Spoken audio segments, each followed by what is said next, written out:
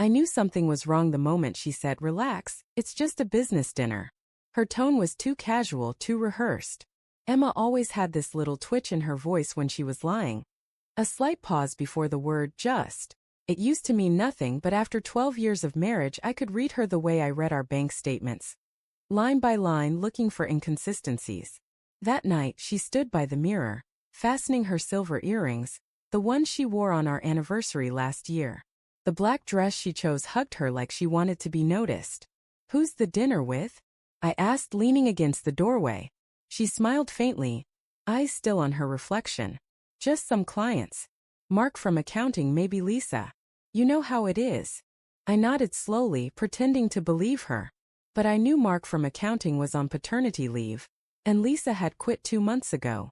When she left, the silence in the house pressed down on me like a heavy blanket. I sat in the dark living room scrolling through old photos on my phone.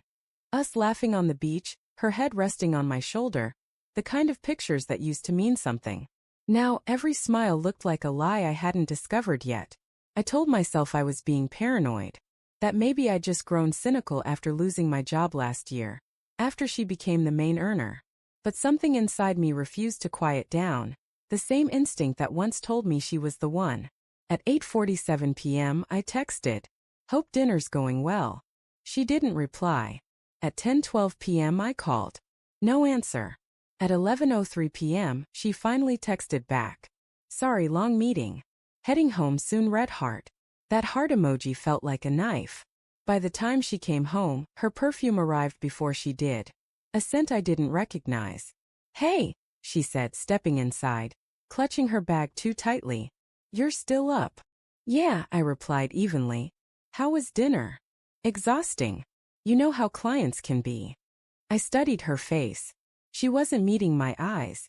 A faint lipstick smudge lingered on her cheek, slightly smeared, as if someone else's lips had been there first. I didn't confront her. Not that night. I'd learned that people confess less when accused and more when they think they're safe. So I waited. Over the next week I watched patterns form. Late nights, new outfits, sudden bursts of cheerfulness that didn't match her fatigue. Then one day, while she was in the shower, her phone buzzed on the counter. A message from a number with no name. "Friday, same place. Can't stop thinking about you." My chest went hollow. I opened the thread. Dozens of messages. Flirty. Personal. Intimate. He called her M. She called him Ryan. He worked with her, new regional manager transferred 2 months ago. Every business dinner had been him. Every late night, a lie wrapped in the word meeting. I put the phone down before I broke it. The next day I followed her. She left at 6:30, saying she was going to the office early for a client prep. I parked 2 blocks away from the downtown hotel she walked into. I waited, watching her disappear through the glass doors with the man I assumed was Ryan.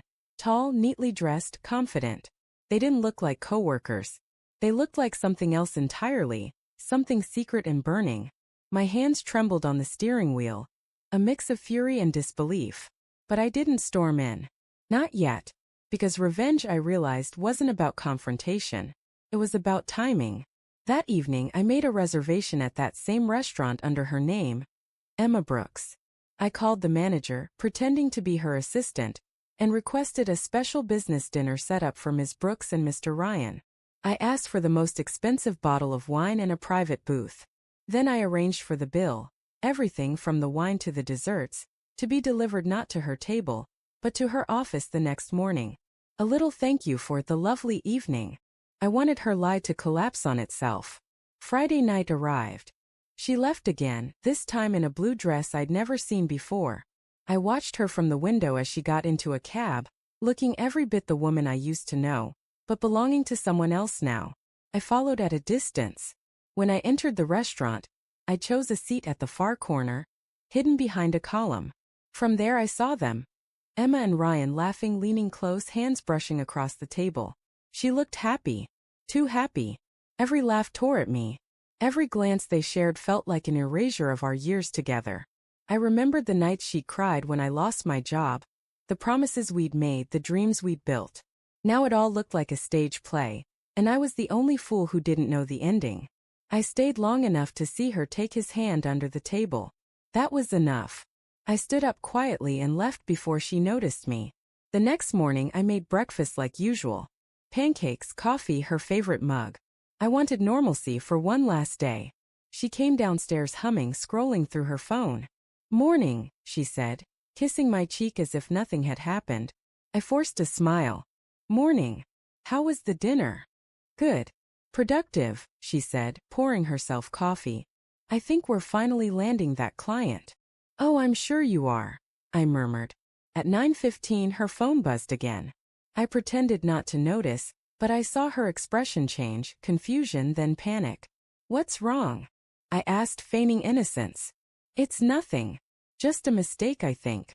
Her face drained of color as she read the message. The restaurant manager had sent a polite thank you to her work email, attaching the bill for last night's dinner, addressed to Ms. Emma Brooks and Mr. Ryan Clark. It had been CC'd to her company's finance department. $472. Her eyes flicked up to me wide and terrified. "Did you?" I cut her off quietly. "You said it was just a business dinner." "Michael, listen," she stammered, stepping toward me.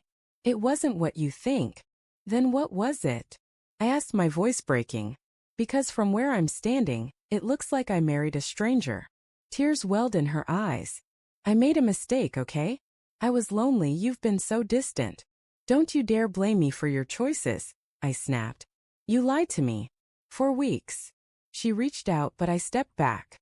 The space between us felt wider than any distance on earth. "I didn't want to lose you," she whispered. "You already did." That afternoon I packed a bag. Just the essentials. As I walked past her, she sat on the couch, face buried in her hands, sobbing softly. I almost felt sorry for her. Almost. But love can't survive deceit. It only rots beneath it. "I'll send someone for the rest," I said, opening the door. She looked up, her voice breaking. "Michael, please, we can fix this." I paused for a long moment. Then I said quietly, "You can't fix what you killed." And I walked out. It's been 3 months since that day. I moved into a small apartment overlooking the river. Some nights I still catch myself thinking about her. How she'd laugh at stupid movies, how she'd fall asleep with her hand in mine. But then I remember the restaurant. The wine. The lies. Sometimes love doesn't end with a fight. Sometimes it ends with a receipt delivered to the right inbox. And in that silence, when everything falls apart, you finally learn who someone really is. And who you are without them.